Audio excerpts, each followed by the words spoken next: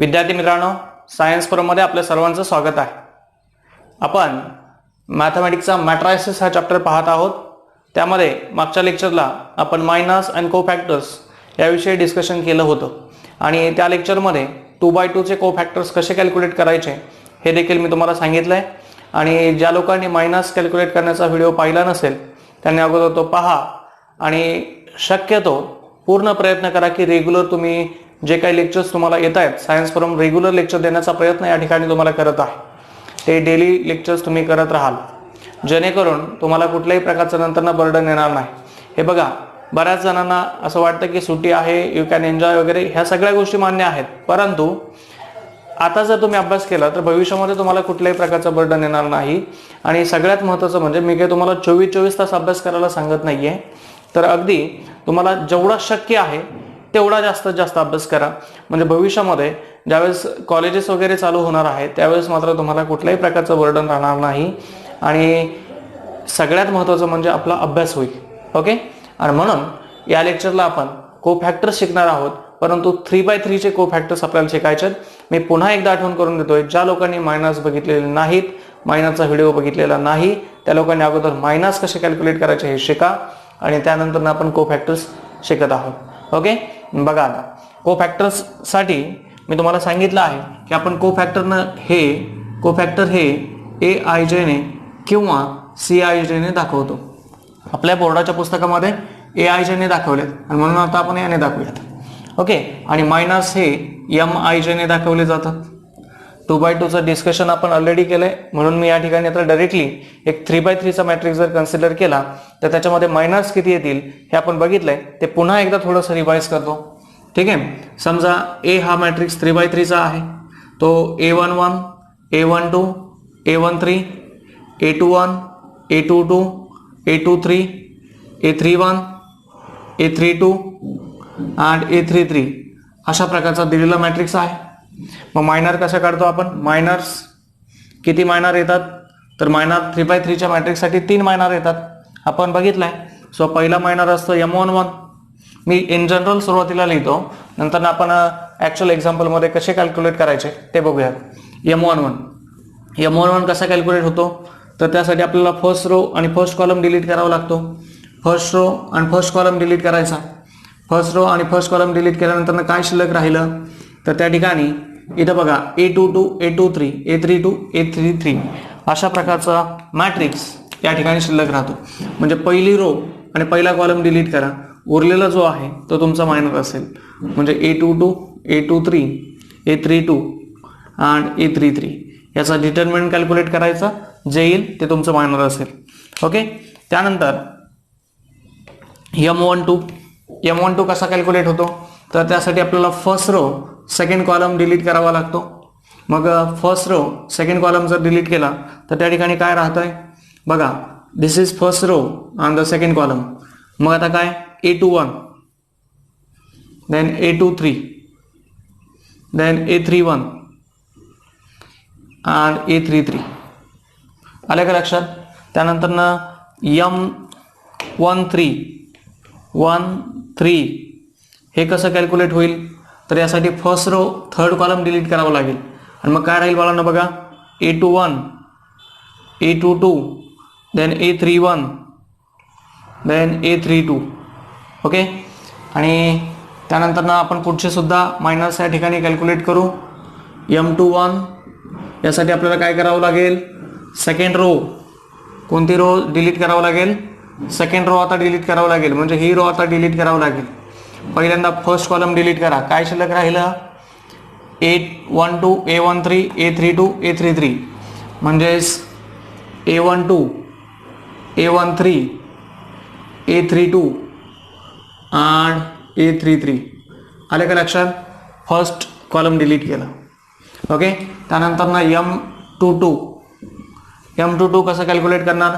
Second row second column आता delete करा, हा झाकून ठेवायचा। मग आता काय राहिलं बघा, A11, A31, A11, A31, A13 and A33 and आता पुढे A23 हे तुम्हाला ऑलरेडी येत असेल, काही प्रॉब्लेम नाही आहे।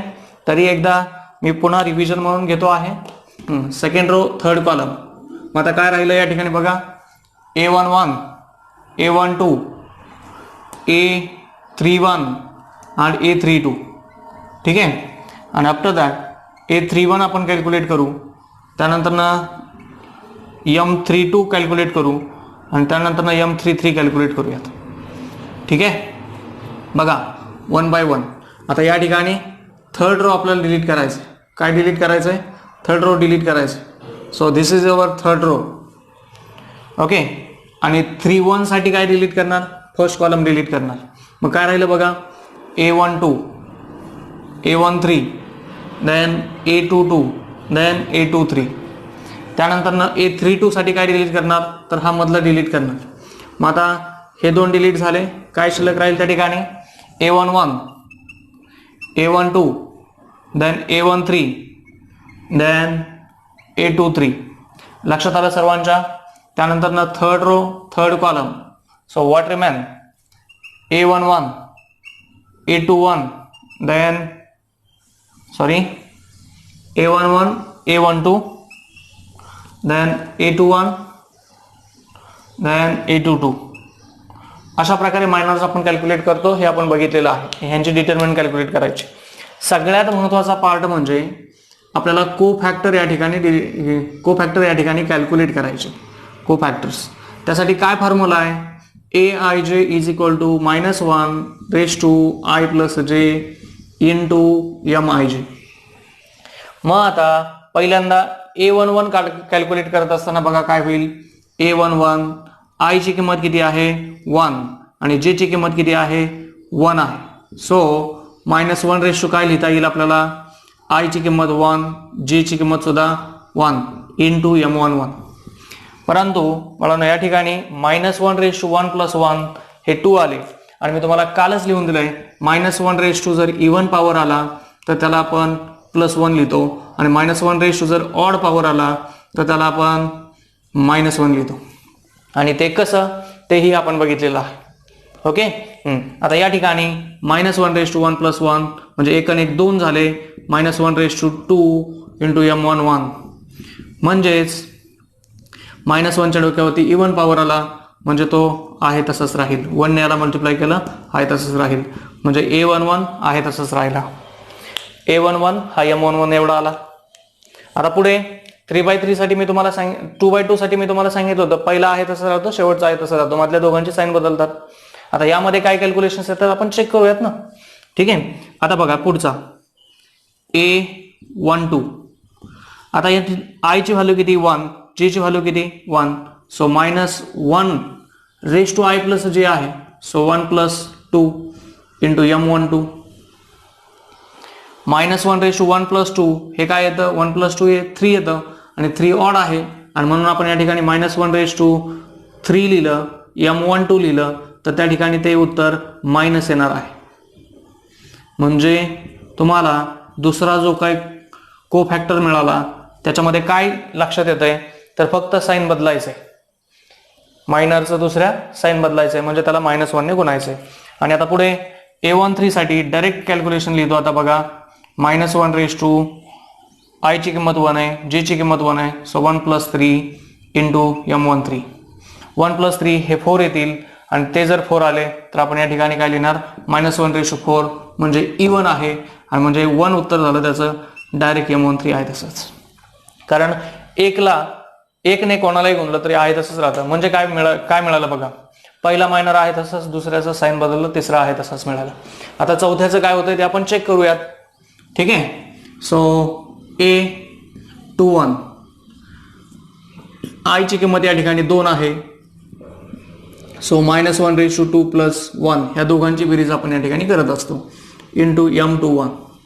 आता बघा -1 raise to 2 plus 1 it is 3 into M21 म्हणजेच -1च्या डोक्यावरती पुन्हा एकदा ऑड फिगर आलेली आहे म्हणजे त्याचं उत्तर हे मायनस असेल. सो इट इज -M21 म्हणजे पुन्हा एकदा मायनस आपल्याला मिळालं. ओके. आता त्यानंतर ना A22 कॅल्क्युलेशन्स व्यवस्थित बघा. A22 आय ची किंमत 2, जे ची किंमत 2. सो वजा 1 च्या डोक्यावरती ह्या दोघांची बेरीज पुन्हा एकदा 2 + 2 × m22. 2 + 2 हे पुन्हा 4 झाले. -1 इवन नंबर आला. इवन जर आला तर तिथं 1 लिहायचं. सो 1 × m22 म्हणजेच फायनली m22च मिळालं. ओके, आपण सगळ्यात शेवटी पुन्हा कॅल्क्युलेशन्स बघू, म्हणजे काय त्याच्यामध्ये लक्षात कसं ठेवायचं हे पण सांगणार आहे. आणि सगळ्यात महत्त्वाचं म्हणजे कोफॅक्टर्स कॅल्क्युलेट झाल्यानंतर ज्यावेळेस आपण ॲडजॉइंट बघणार त्या ॲडजॉइंटमध्ये डायरेक्टली आपल्याला कोफॅक्टर कसे कॅल्क्युलेट करता येतात ह्याचा देखील मी तुम्हाला शॉर्टकट सांगणार आहे. ते पुढच्या लेक्चरमध्ये. अगोदर हे व्यवस्थित बघा. A23 आय ची किंमत 2, जे ची किंमत 3. सो आपण -1/2 + 3 लिहिणार. ह्या दोघांची बेरीज करायची × m23. सो बघा इथं -1/5 मिळालं.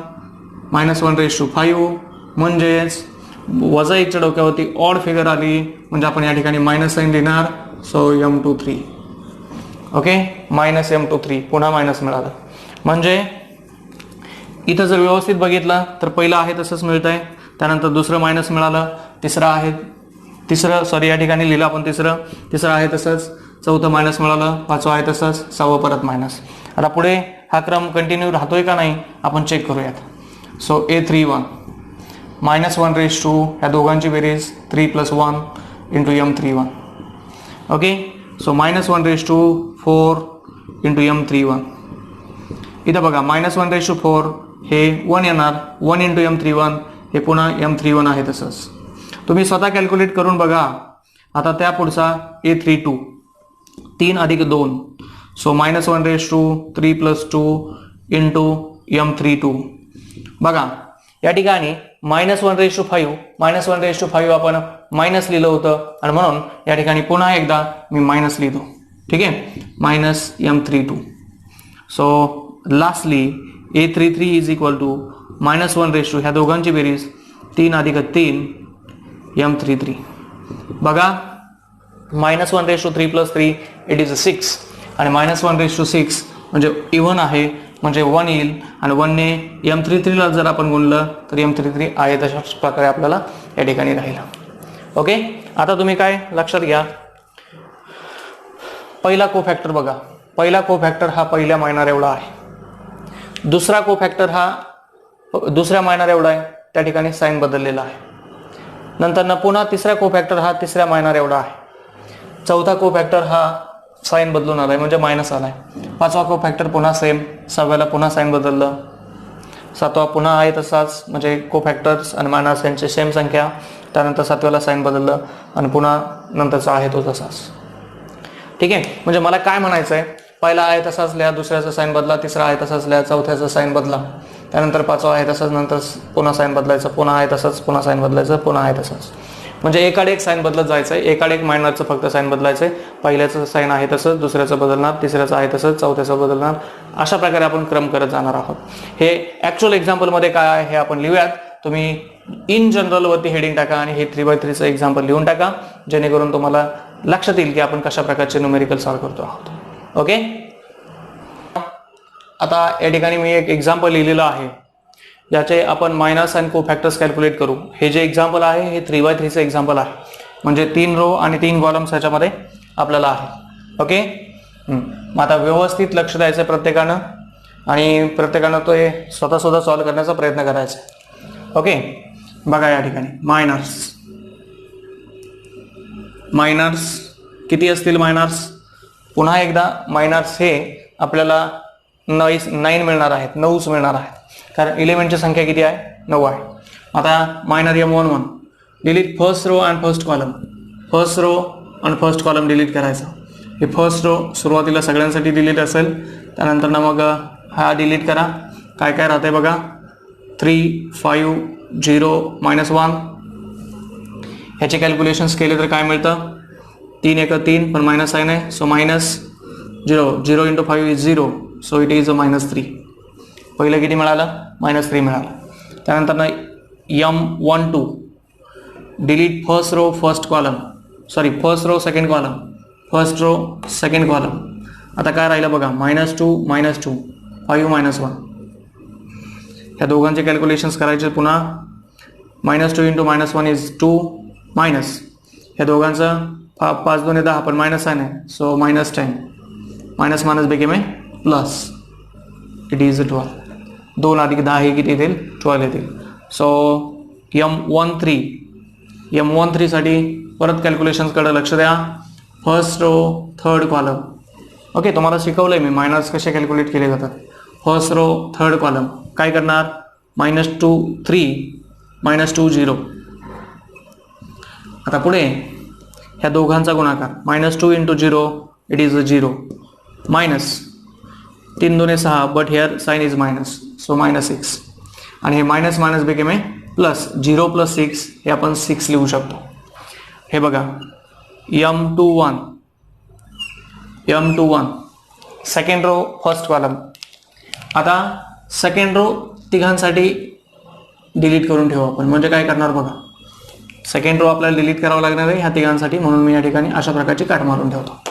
Okay M21 so first column delete करा. पहिल्यांदा काय काय राहिलं बघा -1 2 0 -1 -1 2 0 -1. पुढे कॅल्क्युलेशन काय ह्या दोघांचा गुणाकार -1 × -1 इज 1 मध्ये मायनस साइन 0 × 2 इज 0 अगेन उत्तर आलं 1. Then M22 second row second column बघा second row second column delete केलं. काय शिल्लक राहिलं 1 2 -2 -1 बघा 1 2 -2 -1. आता ह्या दोघांचा गुणाकार 1 × -1 इज -1 मायनस ह्या दोघांचा गुणाकार 2 2 4 but sign is minus. So इथं बघा -1 मायनस मायनस बिकेम ए +4 होईल. म्हणजे हेच -1 + 4 म्हणजे ह्याचं उत्तर 4 - 1 हे 3 येईल. आणि सगळ्यात महत्त्वाचं आता पुढचे कॅल्क्युलेशन्स आपल्याला करण्यासाठी या ठिकाणी को फॅक्टरला मी थोडीशी जागा सोडतो आणि पुढचे महिन्यात आपण कंटिन्यू काढून घेऊ सगळे. So M23 second row third column delete करा. काय शिल्लक राहील 1 -1 -2 0 पुढे कॅल्क्युलेशन्स 1 × 0 इज 0 मायनस ह्या दोघांचं दोन्ही साइन मायनस मायनस आहेत -2 -1 इट इज 2 उत्तर आलं -2. ओके आता थर्ड रो M31 M32 आणि M33 असे कॅल्क्युलेट करायचे. आणि म्हणून त्यासाठी पुन्हा एकदा थर्ड रो मनातल्या मनात डिलीट करा आणि 31 साठी फर्स्ट कॉलम डिलीट करायचा. सो फर्स्ट कॉलम डिलीट केलं असतं आपल्याला काय तिथं मिळेल बघा -1 2 3 5 बघा ह्या दोघांमध्ये गुणाकार आहे -5 मायनस ह्या दोघांमध्ये गुणाकार आहे इट इज -11 5 1 5 आणि 3 2 6. ठीक आहे. आता पुढे M32 third row second column. Third row आपण डिलीट केलेली आहे. सेकंड कॉलम हा डिलीट करा. सो 1 2 -2 5 अशा प्रकारे त्या ठिकाणी शिल्लक राहील 1 2 -2 5. सो 5 1 5 मायनस हे 2 2 4 परंतु साइन मायनस आहे so minus minus became a plus 5 आणि 4 9 आपल्याला मिळेल. ओके त्यानंतर शेवटचं सगळ्यात M33 होप सो तुमच्या लक्षात आलंय मायनर कसे कॅल्क्युलेट करायचे. नसेल आलं तर त्या ठिकाणचा व्हिडिओ तुम्ही बघा पुन्हा. थर्ड कॉलम डिलीट करायचा आहे. सगळं मी ऑलरेडी शिकवलेलं आहे पण तरी देखील मी पुन्हा सांगतोय कारण बाळांनो या ठिकाणी कॅल्क्युलेशन चुकण्याची खूप दाट शक्यता असते आणि जेवढी प्रॅक्टिस तुम्ही कराल तेवढे कॅल्क्युलेशन्स तुमचे करेक्ट येतील. ह्या दोघांचा गुणाकार बघा 3 1 3 मायनस हे दोन पुन्हा मायनस मायनस प्लस होतील. So 3 -2 it is 1 only. अशा प्रकारे आपण सगळेच्या सगळे मायनस कॅल्क्युलेट केलेले आहेत. आणि आता इट्स टाइम टू कॅल्क्युलेट को फॅक्टर्स.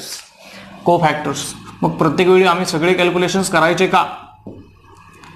It's your choice. मी सांगतोय ते बघा AIJ बरोबर काय आहे formula I + J × MIJ -1 / J × MIJ. मग आता मी तुम्हाला 3/3 साठी सांगितलं. पहिला आहे तसा लिहायचा, दुसऱ्या साइन बदलायचा, तिसरा आहे तसा लिहायचा, चौथ्या साइन बदलायचं, असं एकाड एक साइन बदलत जायचं आहे. बघू काय होतं. A11 कसा येईल. A11 हा M11 एवढा असतो म्हणजे किती आला -3. A12 साईन बदलायचं आहे. इथं 12 आलंय, 12चं काय लिहिणार तुम्ही -12 लिहिणार. जिथं साईन बदलतोय तिथं मी बॉक्स टाकतो म्हणजे तुमच्या लक्षात येईल. आणि त्यानंतर ना तिसरा जो आहे तो आहे तसा लिहायचा आहे. एक लक्षात घ्या, ह्या दोघांची बेरीज जर इव्हन आली ना आहे तसा लिहायचं, आणि ह्या दोघांची बेरीज जर ऑड आली ना तर साईन बदलायचं. म्हणजे काय, ह्या दोघांची बेरीज जर समसंख्या आली, समजा इथं 1 आणि 1 2 समसंख्या आली, जेवढा मायनर आहे तेवढाच कोफॅक्टर लिहायचं. आणि जर ह्या दोघांची बेरीज विषम संख्या आली तर साईन बदलून लिहायचं. आणि असं जर नसतं लक्षात राहा तर याकडे एक साईन बदलून द्या. ठीक आहे. बघा 3 आणि 1 4 म्हणून आहे तसंच लिहिलं. त्यानंतर आता पुढं a to 1 बेरीज किती आली 2 + 1 ऑड संख्या आली, सो साईन बदलून लिहिणार आहोत आपण. सो 1च्या ऐवजी आपल्याला काय लावावं लागेल -1 लावावं लागेल. त्यानंतर ना a to 2 किती आलंय 3 आलंय. इथं m to 2 3 आलंय, मग आपण 3 आहे तसंच लिहिलं. बघा मी काय केलं, पहिला आहे तसंच, दुसऱ्या साईन बदललं, तिसरा आहे तसंच, चौथ्या साईन बदललं, परत 5वा आहे तसंच. आणि तुम्ही -1 तो फॉर्म्युला वापरून जरी लिहिलं, हे सगळे त्याच फॉर्म्युल्याला लिहिले आपण. ठीक आहे, लक्षात आलं तुमच्या. ठीक आहे, ओके. आणि जर तुम्हाला पूर्ण फॉर्म्युला वापरून लिहायचं असेल तरी लिहा, काही प्रॉब्लेम नाही. आणि असं लिहिलेलं पण चुकलेलं नाहीये. ठीक आहे. आता पुढे हा आहे तसंच लिहिलंय, म्हणजे पुढच्याच आपल्याला साईन बदलावं लागेल. किंवा दुसरं 3 आणि 2 5 विषम संख्या आली म्हणजे साईन बदलून लिहिणार आहात. इथं -2 आलंय, आपल्याला 2 लिहावं लागेल. ओके, साईन बदलणं म्हणजे काय, प्लस आलं तर मायनस, मायनस आलं तर प्लस. त्यानंतर ना a31 3 आणि 1 किती 4 म्हणून आहे तसंच. त्यानंतर ना पुढे परत साईन बदलायचं, म्हणजे 9चं काय लिहिणार आपण -9 लिहिलं. बघा, आणि a33 3 आणि 3 6 म्हणजे समसंख्या आली, आहे तसंच व्हॅल्यू लिहून टाका. ठीक आहे. किंवा ऑर एल्स तुम्हाला सांगितलेलं लक्षात आहे. आलं लक्षात. बघा पहिलं आहे तसंच लिहिलं, दुसऱ्या साईन बदललं, परत आहे तसंच, परत साईन बदललं, परत आहे तसंच, पुन्हा साईन बदललं, परत आहे तसंच, पुन्हा साईन बदललं, परत आहे तसंच. होप सो तुमच्या सगळ्यांच्या हा जो काही क्वेश्चन मी या ठिकाणी लिहिला आहे तो लक्षात आला असेल. सगळ्यात महत्त्वाचं मायनर कॅल्क्युलेट करायला शिका, आणि त्यानंतरच तुम्हाला हे न्यूमेरिकल जमतील. ज्याला मायनर कॅल्क्युलेट करता येत नाही त्याने ते लेक्चर्स बघा. ओके, हे पुन्हा पुन्हा सांगतोय. आणि नंतर को factor it's very simple. Okay, को फॅक्टर आला की तुम्हाला ॲडजॉईंट करता येणार आहे, ॲडजॉईंट आला की इनव्हर्स येणार आहे. It's a very simple. अगोदर हे व्यवस्थित न्यूमेरिकल लिहून घ्या. त्यानंतर मी तुम्हाला एक असाइनमेंट क्वेश्चन देणार आहे, आणि तो असाइनमेंट क्वेश्चन प्रत्येकानं सॉल्व्ह करा. आणि मी तुम्हाला सांगू इच्छितो की उद्या तुम्हाला कुठल्याही प्रकारचं लेक्चर येणार नाही, संडे आहे. इथून मागचे जे काही लेक्चर्स तुमचे राहिले असतील ते सगळे करून घ्या, आणि ज्यांचे झाले त्यांनी पुन्हा एकदा रिव्हिजन करून घ्या. मी तुमचं नेक्स्ट वीकमध्ये जो काय आपला सिलेबस झालेला आहे त्याच्यावरती बेस आपल्या ॲपवरती एक्झाम कंडक्ट करणार आहे, आणि प्रत्येकाचा रिस्पॉन्स मला हवा आहे. आणि सगळ्यात महत्त्वाचं म्हणजे आपण नेक्स्ट वीकमध्ये लाईव्ह मीटिंगमध्ये पण भेटणार आहोत. ठीक आहे, आलं लक्षात. एकदम व्यवस्थित हे लिहून घ्या. याच्यावरती आणखी काही एक्झाम्पलची प्रॅक्टिस आपण करणारच आहोत, परंतु अगोदर थोडं थोडं, परंतु एकदम कंप्लीट अभ्यास त्याचा तुम्ही करून घ्या. ठीक आहे, आलं लक्षात. थोडं थोडं शिका, पण जे काही शिकत आहात त्या प्रत्येक कॉन्सेप्ट डोक्यामध्ये राहील अशा प्रकारे तुम्ही शिका. ठीक आहे. आता हे एक्झाम्पल लिहिल्यानंतर एक असाइनमेंट क्वेश्चन प्रत्येकाने सॉल्व्ह करायचा आहे, चेक पण करून घ्यायचं आहे. विद्यार्थी मित्रांनो, या ठिकाणी असाइनमेंट क्वेश्चन 3x3चं एक एक्झाम्पल मी लिहिलेलं आहे, आणि त्यासोबत बाय 1 गेट 1 फ्री 2x2चं एक एक्झाम्पल या ठिकाणी लिहिलेलं आहे. हे दोन्ही क्वेश्चन तुम्ही सॉल्व्ह करा. जे काय उत्तर तुमचे येत आहेत ते मला व्हॉट्सअप करा, मी चेक करून देतो. आणि सगळ्यात महत्त्वाचं म्हणजे व्हिडिओ जर आवडला असेल, घेतलेला कॉन्सेप्ट समजला असेल तर लाईक करायला विसरू नका, आणि ज्या लोकांना गरज आहे त्यांच्यापर्यंत व्हिडिओ पोहोचवायला कमी करू नका. ठीक आहे, आपण या ठिकाणी थांबूयात. थँक्यू.